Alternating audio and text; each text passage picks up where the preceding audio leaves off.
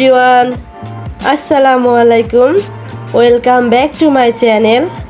আজকে আমরা মেলায় যাচ্ছি, আর মেলাটা হচ্ছে বৈশাখী মেলা। পহেলা বৈশাখ উপলক্ষে এই মেলাটা মূলত প্রতি বছরে হয়ে থাকে। এ কারণে আমরাও পহেলা বৈশাখ উপলক্ষে মেলায় যাচ্ছি।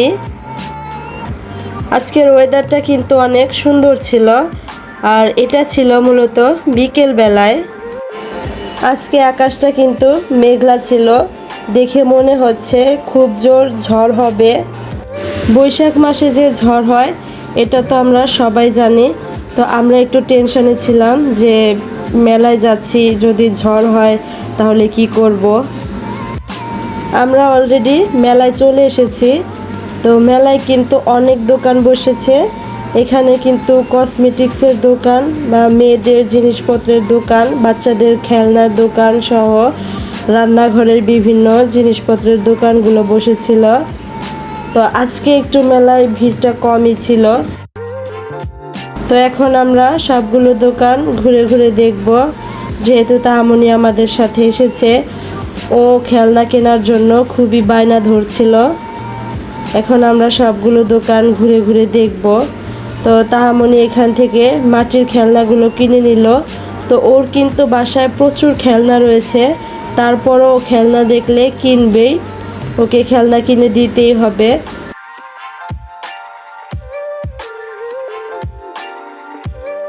এখানে কিন্তু নাগরদোলা এবং এই যে নৌকা রাইড এগুলো বসেছে। তো তাহামনি বলছিল যে ও নাগরদোলায় উঠবে। তো বৈশাখী মেলায় নাগরদোলা থাকবে, এটা কিন্তু খুব স্বাভাবিক।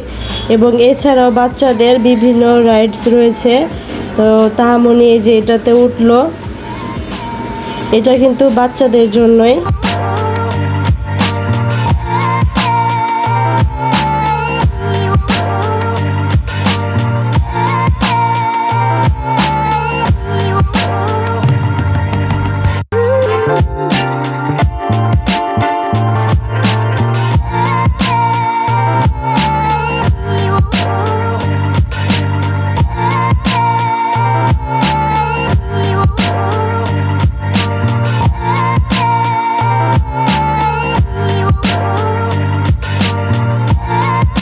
তাহামনির এই রাইডে ওঠা দেখে আহনাফ কিন্তু তাকিয়েছিল।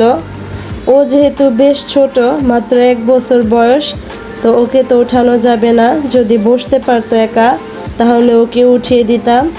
তো এখন ওরা নাগরদোলা এবং নৌকায় উঠবে। মেলায় কিন্তু খাবারের দোকানও রয়েছে। তো এরই মধ্যে দেখতে পেলাম আকাশের অবস্থা খুবই খারাপ। তো যেহেতু বাচ্চাদের নিয়ে এসেছি, তো এখানে আর বেশিক্ষণ থাকা যাবে না, তাই এখন বাসায় চলে যাব।